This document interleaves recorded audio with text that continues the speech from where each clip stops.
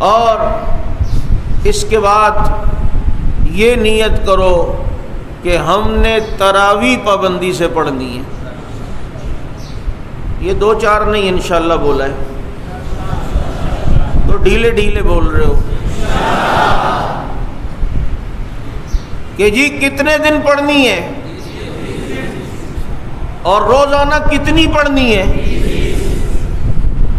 ذہن کی کسی گوشے میں بھی یہ نہ ہو کہ 20 سے کم ہے.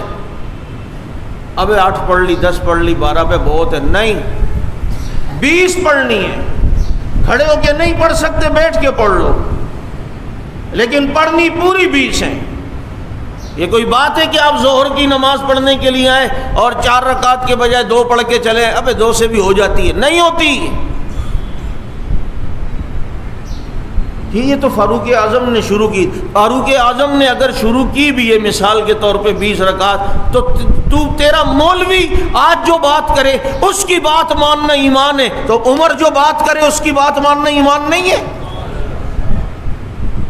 تیرا مولوی آج تجھے فتویٰ اور مسئلہ بتائے اس پر اعتماد کرنا، اس کے اوپر اعتماد اور یقین کرنا، یہ دین پہ چلنا ہے. اور عمر جس کے بارے میں رب کے اللہ کے نبی فرمائے عمر جس رستے سے جاتا ہے شیطان بھی تیرے روب سے بھاگ جاتا ہے، بتاؤ پھر اس کی نقش قدم پہ چلنا عبادت نہیں ہے؟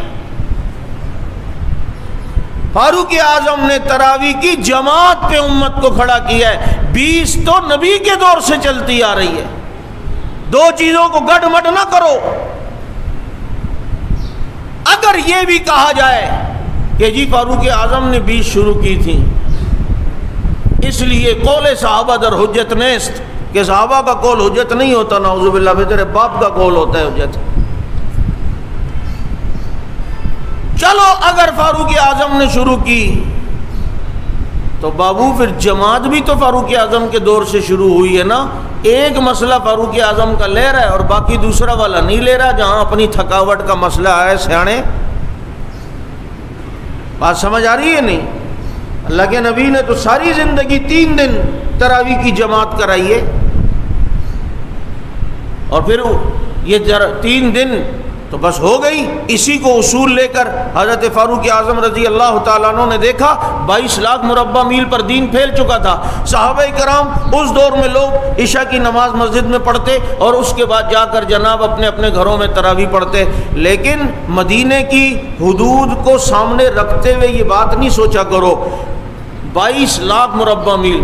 عراق فتح ہو چکا تھا، ایران کے علاقے فتح ہو چکے تھے، اور جناب مصر فتح ہو چکا تھا. کتنے دور دور کے علاقے، 22 لاکھ مربع میل پر اسلام پھیلا. حضرت عمر کو پتہ چلا، اطلاعات آ رہی ہیں کہ لوگوں میں سستیاں ہو رہی ہیں. عشاء پڑھ کے جاتے ہیں، تراویح پھر گھر پہ مصروف ہو جاتے ہیں، رہ جاتی ہے، سو جاتے ہیں. سحری میں اٹھتے ہیں، کہتے ہیں یار اب تراویح پڑھیں یا سحری کریں. سحری کریں گے تو تراویح نہیں جاتی، تراویح پڑھیں گے تو سحری ہاتھ سے نکل جائے گی. یہ سستیاں ہو رہی ہیں. تو فاروق اعظم نے تمام صحابہ کرام سے مشاورت کے بعد متفقہ صحابہ کا یہ اجماع اور فتویٰ ہوا اب نماز عشاء پڑھ کر وہیں پر تراویح پڑھ لی جائے، تاکہ ایک ماحول بنا ہوا ہوگا تو سارے پڑھ ہی لیں گے. گھروں میں جائیں گے تو مصروف ہو کے سستیاں ہو جائیں گی. عمر تیری جوتیوں کو سلام ہے، عمر تیری بصیرت کو سلام ہے، عمر تیرے فتووں کو سلام ہے. آج کے دور میں دیکھ لو جو یہ نیٹ کا زمانہ ہے، مصروفیات کا دور ہے. اگر یہ ہوتا عشاء یہاں پڑھتے رمضانوں میں، تراویح اپنے اپنے گھروں میں پڑھنی ہوتی تو جا کے کہتے ابھی 1 منٹ ذرا فیس بک پہ جناب ذرا دیکھ لوں فیس بک پہ کوئی سٹیٹس تو نہیں آئے ہوئے، اچھا ابھی واٹس ایپ دیکھ رہا ہوں، اچھا ابھی یہ کر رہا ہوں، اچھا ابھی ذرا ہوٹل میں ذرا دوستوں سے گپ شپ کر لوں. گھر جاتا سستی ہوتی، اچھا بس پڑھ رہا ہوں. تو بتاؤ آج جو امت تراویح تھوڑی بہت نظر آ رہی ہے اس سے بھی رہ جاتی، قیامت تک دنیا تراویح میں قرآن پڑھتی رہے گی اور کھاتا نیکیوں کا فاروق اعظم کا کھلا رہے گا. آج کے اس مصروفیت کے دور میں، اس سوشل میڈیا کے دور میں، جاتا گھر سے عشاء پڑھ کے پہلے وہاں بیٹھ جاتا گپے لگانے، کچھ وہاں ہوٹلوں میں بیٹھ جاتے، ابھی جاؤں گا نا پڑھوں گا ابھی تو ٹائم ہے، اور کرتے کرتے سستی ہوتے ہوتے اور ابھی بس اچھا آدھا گھنٹہ لیٹ جاؤں نا اس کے بعد اٹھوں گا. کہاں سے اٹھوں گا؟ تو یہ جو تراویح جو امت میں باقی ہے یہ بھی نہیں رہتی. تراویح ترویحہ کی جمع ہے، اور ترویحہ کہتے ہیں ہر 4 رکعت کے بعد بیٹھنے کو، جو یہ ترویحہ ہے، آپ 4 رکعت کے بعد بیٹھے، آپ نے ترویحہ کیا۔ اور عربی میں، ہمارے اردو میں تو 1 ہو تو واحد، 2 ہو تو جمع، لیکن عربی میں 1 ہو تو واحد، 2 ہو تو تثنیہ، جمع 3 سے شروع ہوتی ہے۔ تو 4 کے بعد آپ بیٹھے تو آپ نے ترویحہ کیا، پھر 4 رکعت کے بعد آپ بیٹھے، 8 رکعتیں ہوئیں تو آپ نے ترویحتین کیا۔ تراویح ابھی تک شروع نہیں ہوئی بابو، تراویح جمع ہے ترویحہ کی۔ جب آپ نے 12 رکعت پڑھی، اب تیسرا ترویحہ کیا، تیسری دفعہ بیٹھے، تو اب آپ کی تراویح کا اطلاق تو ہوگا، لیکن 8 پر تو ترویحتین کا اطلاق ہوتا ہے، تراویح کا اطلاق ہو ہی نہیں سکتا۔ سمجھ آ رہی ہے بات یا نہیں؟ اس لیے کمی بیشی، کمی کوتاہی نہ کریں۔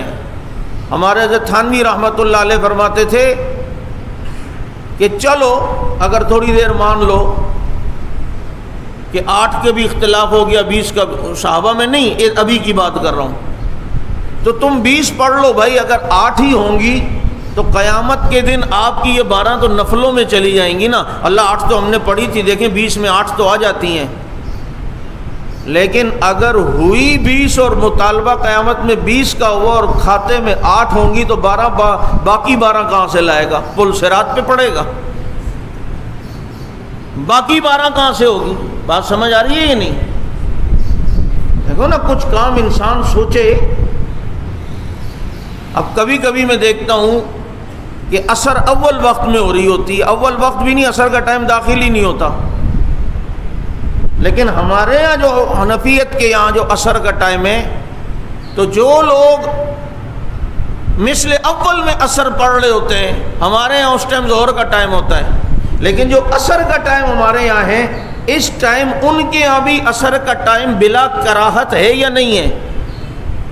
تو بھائی اسی ٹائم پڑھ لو، کیا پتہ وہ جو پہلے ٹائم پڑھ لو نہ ہو اور وہ ظہر کا ہی ٹائم ہو، تو پھر کیا کرو گے؟ نماز کو تو اپنے وقت سے ہٹ کے پڑھ لیا نا۔ ان الصلاۃ کانت المؤمنین کتابا موقوتا، نماز تو اپنے وقت پہ پڑھنی ہے، کیا پتہ اس ٹائم ہو یا نہ ہو، لیکن جس ٹائم ہم پڑھ رہے ہیں اس ٹائم تو آپ کے یہاں بھی کنفرم ہے کہ یہ عصر کا ٹائم ہے، تو جو کنفرم بات ہے اس کو لے لو۔